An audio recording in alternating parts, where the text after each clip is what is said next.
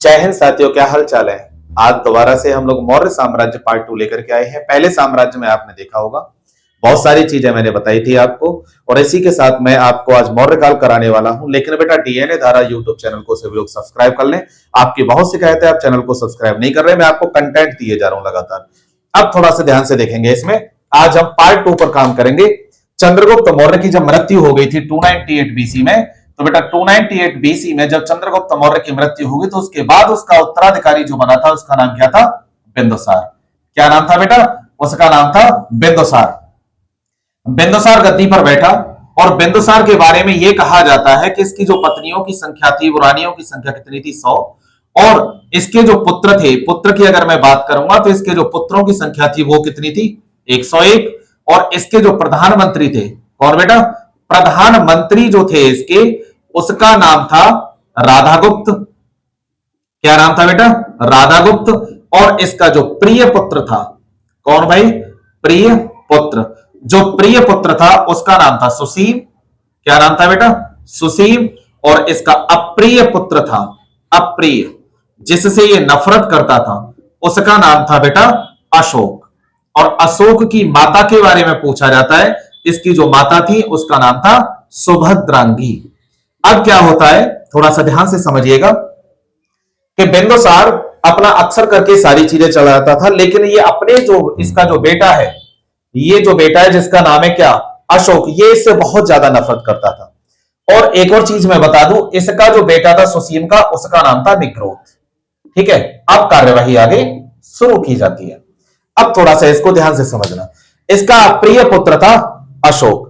अब क्या था कि ये इसने शासन चलाया, और शासन चलाने के बाद धीरे धीरे सत्ता आगे बढ़ी, और जब आगे बढ़ी तो एक दिन इसका मन बना और इसने अपने प्रधानमंत्री राधागुप्त को बुलाया और उससे कहता है कि मैं चाहता हूं कि अब मैं अपने प्रिय पुत्र सुसीम को अपनी गद्दी का वारिस बना दूं। तो राधागुप्त कहते हैं कि आपके पुत्रों की संख्या 101 है, क्योंकि बिंदुसार अपने पुत्रों को मानता था केवल 100, और इसका जो 101वां पुत्र जिसका नाम अशोक था, ये इसे अपना बेटा नहीं मानता था, क्योंकि नफरत करता था इससे बहुत ज्यादा। तो अब इसने कहा कि महाराज बुरा ना मानिएगा, अगर आपके एक पुत्र ने अगर विद्रोह कर दिया तो क्या होगा? ये बोला बात तो सही है। तो राधागुप्त के कहने पर इसने इसको इनविटेशन भेजा, और अशोक नाराज हो गया, बोला कि हम इनविटेशन के आधार पर नहीं जाएंगे। तो इसकी मां सुभद्रांगी ने कहा कि बेटा एक काम करो, तुम चले जाओ, और अगर यदि आप वहां चले जाओगे तो अच्छा रहेगा, कहीं ऐसा ना हो, तुम्हारे पिताजी नफरत तो करते हैं, ऐसा ना हो कि यहां मरवाने के लिए किसी को भेज दें। तो इसके बाद होता क्या है, अशोक जाता है, और जब अशोक गया तो ये नंगे पांव जा रहा था। ऐसे नंगे पांव जा रहा था, पैरों में कांटे कंकड़ पत्थर से घाव हो गए थे, खून निकल रहा था।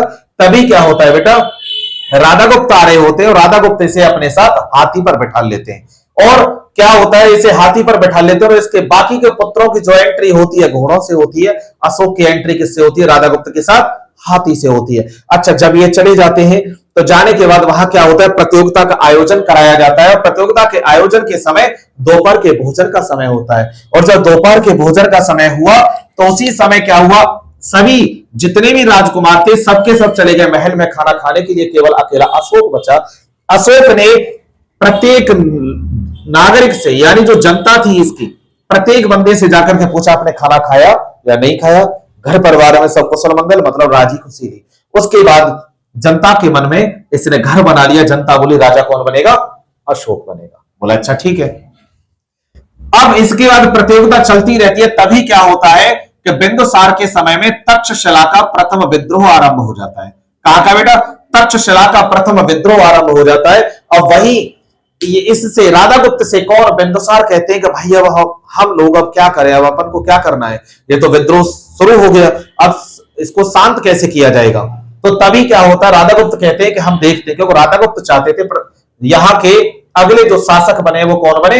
अशोक अगला शासक बने। राधागुप्त खुद चाहते थे। जब ये चीज रही तो इसके बाद होता क्या है, राधागुप्त के कहने पर बिंदुसार ने अशोक को तक्षशिला के प्रथम विद्रोह को दबाने के लिए भेजा।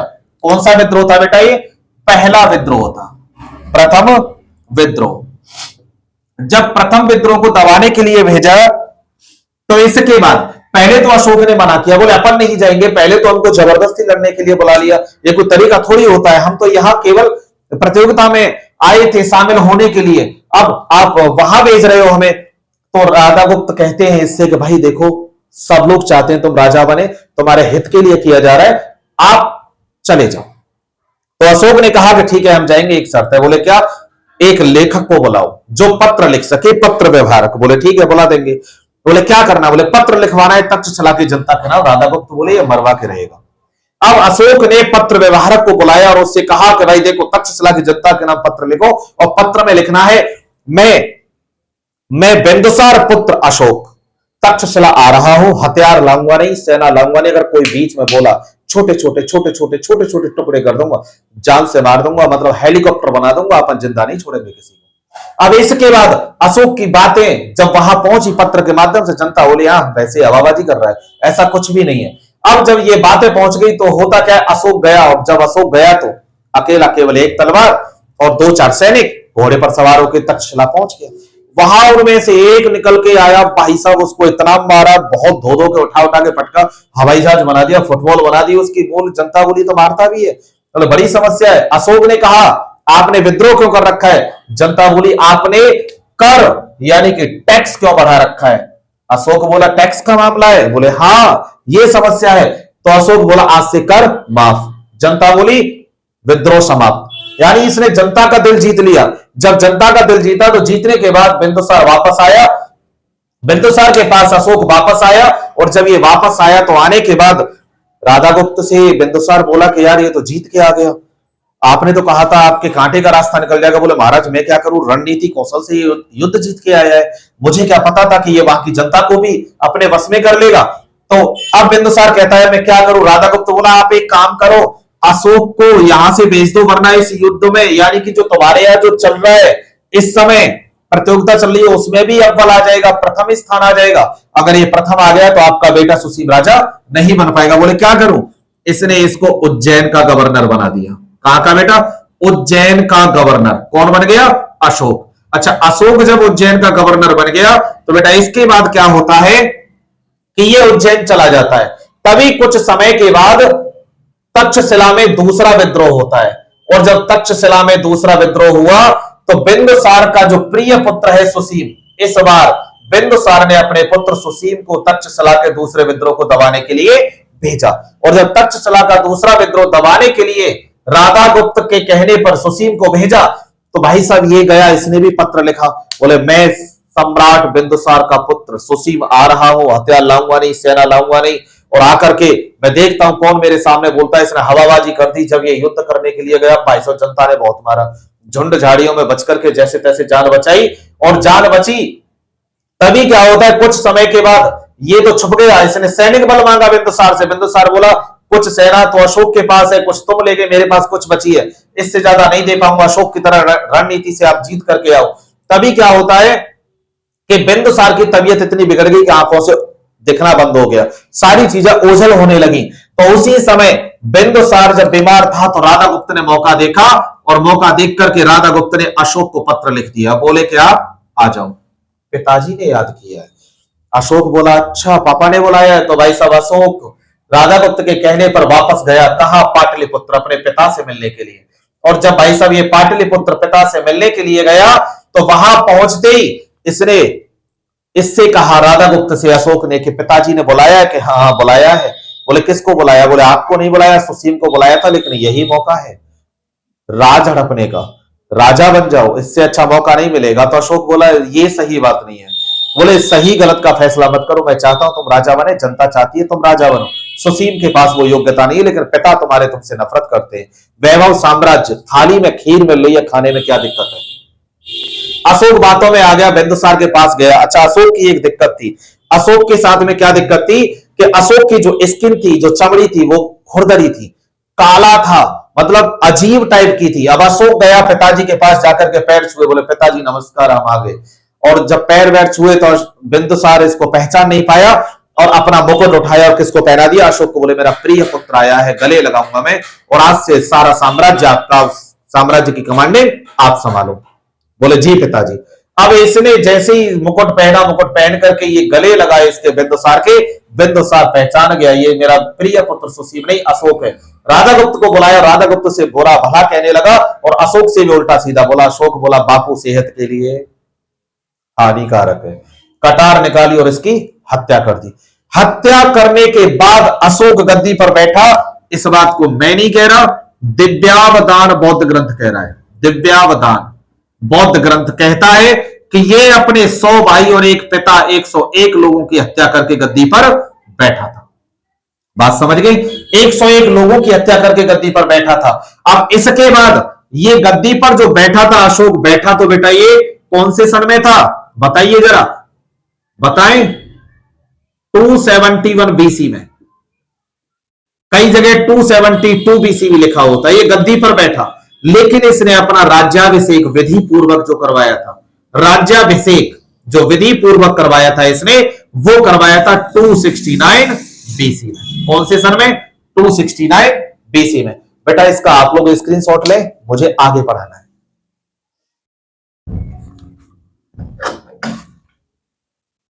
चलिए आगे बढ़ते हैं। तो बेटा चैनल को सब्सक्राइब भी करते रहें और वीडियो को शेयर करें। सभी लोग अपने कमेंट भी कमेंट बॉक्स में देते रहें, ठीक है? आगे देखेंगे। अब क्या होता है, अशोक ने अपना राज्याभिषेक विधि पूर्वक करवा लिया 269 बीसी में। अब ये गद्दी पर बैठ गया। गद्दी पर बैठने के बाद होता क्या है, इसने कहा यार बहुत दिन हो गए, हमारी तलवार खून मांग रही है, युद्ध नहीं हुआ है। अब इसने काफी लंबे समय से युद्ध नहीं किया। अब घटना है 261 बीसी की। कौन से सन की? 261 बीसी की। एक जगह पड़ती थी जिसका नाम था कलिंग। क्या नाम था बेटा? कलिंग। और कलिंग की जो राजधानी थी, क्या बेटा? कलिंग की जो राजधानी थी वो थी तोसली या समापा।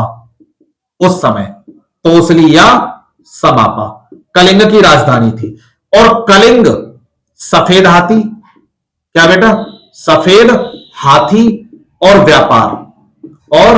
व्यापार के लिए प्रसिद्ध था दक्षिण भारत में। कहां? दक्षिण भारत में। प्रेजेंट में ये जिस स्टेट में पड़ता है उसका नाम है केरल, वर्तमान समय में पड़ता है। याद रखना, ये क्वेश्चन आता है बहुत ज्यादा, आपका इंपॉर्टेंट है। आगे बढ़ेंगे। तो कलिंग का जो राजा था इस समय, उसका नाम था खारवेल। इसने क्या किया, किसने? अशोक ने कलिंग राज खारवेल पर आरोप लगाया कि तुम्हारे यहां से चोर आए और मेरे यहां से चोरी करके ले गए। खारवेल बोला तो, बोले मेरा सामान वापस करो। खारवेल बोला राजीव आदमी है, चोर तुम्हारे यहां घुसे, चोरी तुम्हारे यहां से हुई, मैं क्यों सामान दूं? बोले तुम्हारे यहां के थे चोर। इसने जबरदस्ती आरोप लगा दिया। बोला अच्छा। अब इसने कहा खारवेल ने कि आप एक काम करो महाराज। बोले क्या करना है? बोले काम ये करो कि आप आओ और मेरे यहां से जो चोरी हुई है आपके यहां से, वो मेरे राजकोष से भर के ले जाओ। बोला नहीं, अब अपन युद्ध करेंगे। क्या करेंगे? अब अपन युद्ध करेंगे। बोले अच्छा कि हाँ भाई, सब बड़ी समस्या। इधर अशोक युद्ध की तैयारी करने लगा। खारवेल बोला चलो ठीक है, अब आप युद्ध करने के लिए आ जाओ। तभी क्या होता है, युद्ध से पहले की घटना है कि अशोक जाने से पहले अपने पार्क में टहल रहा था। यानी एक छोटी सी वाटिका थी, उसमें टहल रहा था। और जब वाटिका में टहलते हुए इसने एक व्यक्ति देखा, जो कौन था? बौद्ध भिक्षु। कौन था? बौद्ध भिक्षु। अब इसने उस बौद्ध भिक्षु को बुलाया, बोले इधर आओ। और उस बौद्ध भिक्षु का क्या नाम था? निग्रोध। क्या नाम था बेटा? निग्रोध उस बौद्ध भिक्षु का नाम था। और ये किसका पुत्र था? सुसीम का पुत्र था। किसका बेटा? सुसीम का पुत्र था। बोले इधर आओ। बोले क्या बात है? बोले तुम्हें यहां मेरी वाटिका के आसपास घूम रहे हो, डर नहीं लगता? तो निग्रोध कहता है महाराज मुझे डर किस चीज का, मैं तो अपना भिक्षा मांगने आया हूं, पेट भरूंगा और अपना भजन ध्यान करूंगा, ऊपर वाले की सेवा करता हूं मैं तो अशोक बोलता है कि मैं राजा हूं, अगर अपनी तलवार से मार दूं तो ये कहता है निग्रोध महाराज आप अपनी तलवार निकालो, आप मुझे मार दो लेकिन मैं नहीं मरूंगा। बोले अर्थात मुझे यानी मेरे शरीर को मार सकते हो, मैं यानी जो मेरे अंदर भगवान रूपी आत्मा है वो अजर अमर है, कभी नहीं मरती। अशोक काफी प्रभावित हुआ। अशोक जब प्रभावित हुआ तो इससे बोला महाराज मुझे आप ये बताएं आप हैं कौन? बोले कि मैं निग्रोध। बोले किसके बेटे हो? ये बोला सुसीम के। तो ये बोला आप जानते हो सुसीम कौन था? बोले मेरे पिता थे। बोले मेरा क्या रिश्ता था? तो ये बोला वो तुम्हारे भाई थे। बोले फिर भी तुम आए हो? बोले मुझे कुछ मोह माया से लेना देना नहीं है, काम क्रोध लोभ मोह माया का त्याग कर दिया, मैं परमात्मा की स्तुति करता हूं। अशोक ने इसको बुलाया, बुलाकर के बोला कि आप मेरे दरबार में आए और मुझे कुछ ज्ञान दो और शिक्षित करो। किसके लिए? बौद्ध धर्म के लिए। तो बेटा ध्यान रखना, निग्रोथ अशोक के पहले बौद्ध शिक्षक बने थे। अब इसके बाद इसने खारवेल को चुनौती दे दी, और चुनौती देने के बाद ये खारवेल पर आक्रमण करने के लिए कौन से सन में गया? 261 बीसी में। यानी अशोक ने कहां पर आक्रमण किया? कलिंग पर। और कलिंग पर जो आक्रमण किया था कौन से सन में? 261 बीसी में। कलिंग का शासक था खारवेल, और जो खारवेल की जो पुत्री थी, किसकी? खारवेल की जो पुत्री थी उसका नाम था देवी या पद्मावती, देवी या पद्मावती। और दूसरी जो पुत्री थी उसका नाम था बेटा कारुबाकी। क्या नाम था बच्चा? कारुबाकी। अब देखें, सम्राट अशोक यहां तक आ गया और इसने आक्रमण कर दिया 261 बीसी में, और ऐसा उल्लेख मिलता है आपका अशोक के 13वें शिलालेख में। कौन से में बेटा? 13वें शिलालेख में ऐसा उल्लेख मिलता है, शिलालेख में। अब आगे बढ़ेंगे। अब क्या होता है कि यहां से जब अशोक के 13वें शिलालेख में 261 बीसी में उल्लेख मिलता है, खारवेल पर इसने आक्रमण किया।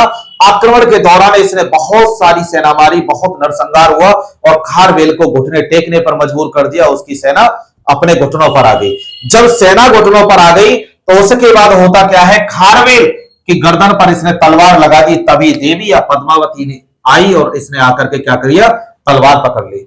बोले कि हम आपसे विवाह करेंगे, आप हमारे पिताजी के प्राण बख्श दो। बोला अच्छा कि हाँ।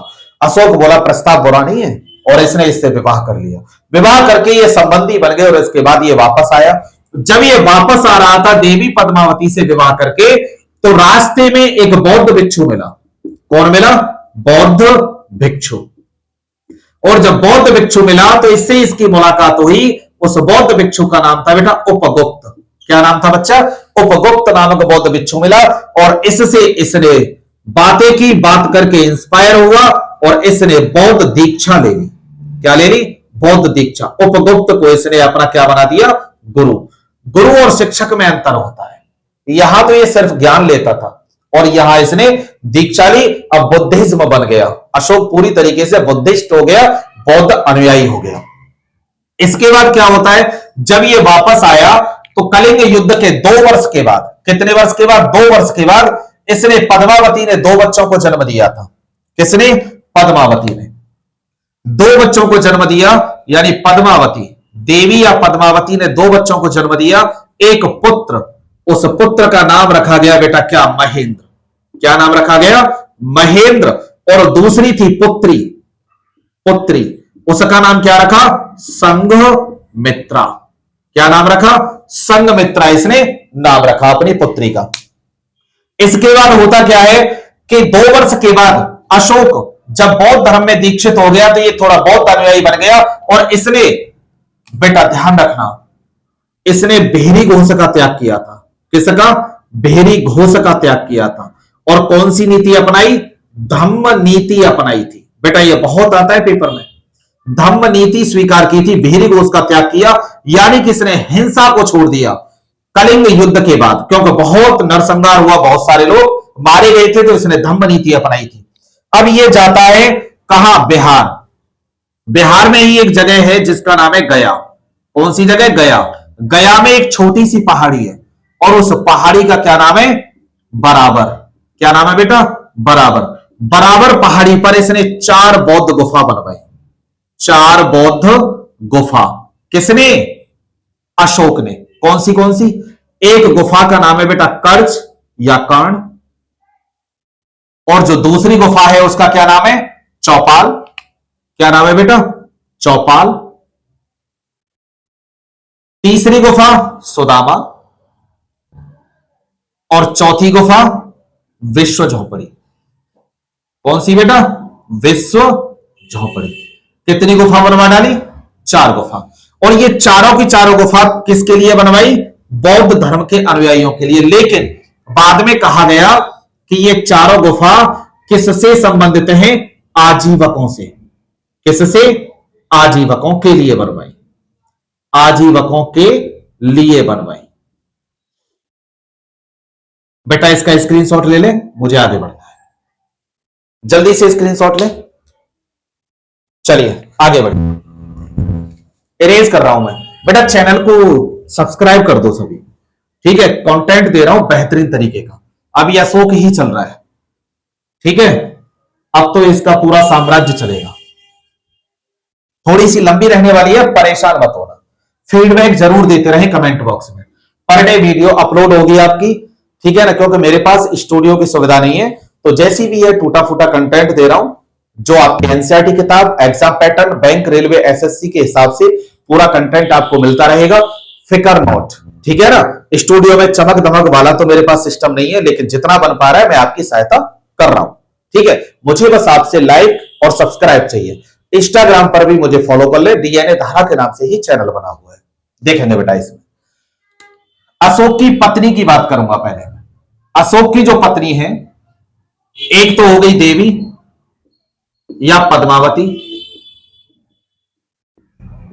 दूसरी हो गई कौन सी, कारुबाकी, तीसरी हो गई तिस्य रक्षिता, तिस्य रक्षिता, और नंबर 4 पर हो गई असंधि मात्रा। क्या बेटा, असंधि मात्रा। 4 पत्नी। इसके 2 बच्चे थे। जो पुत्र था उसका नाम क्या है, महेंद्र, और जो पुत्री है उसका नाम क्या है, संघमित्रा। अब इधर देखें, इसने भी 2 बच्चों को जन्म दिया। एक जो पुत्र था उसका नाम था तीवर, और जो इसकी पुत्री थी उसका क्या नाम था बेटा, चारुमती। क्या नाम था, चारुमती। अब देखें आगे बढ़े। अशोक को अशोक वर्धने चंड प्रद्योत, अच्छा इसको चंड प्रद्योत भी कहा जाता है, क्यों कहा जाता है वो भी मैं बताऊंगा। लेकिन अशोक का नाम, अशोक जो मिला है, मास्की, गुर्जरा एवं निट्टूर अभिलेख में मिला है। निट्टूर, कई जगह इसको नेतूर भी कहा जाता है। ये अभिलेख है अशोक के, इसमें इसका नाम अशोक मिला है, याद रखना। अब अभिलेखों की परंपरा कैसे शुरू हुई। इसका जीवन बहुत अच्छा चल रहा था, खुशहाली भरा चल रहा था। तभी क्या होता है कि इसके शासन काल में ईरान नामक जगह का एक राजा था, उसका नाम था दारा थर्ड। दारा थर्ड ने भारत पर आक्रमण किया, क्योंकि वो भारत से सिंध नदी को अपने क्षेत्र में ले जाना चाह रहा था, वह सूखा थी बहुत ज्यादा।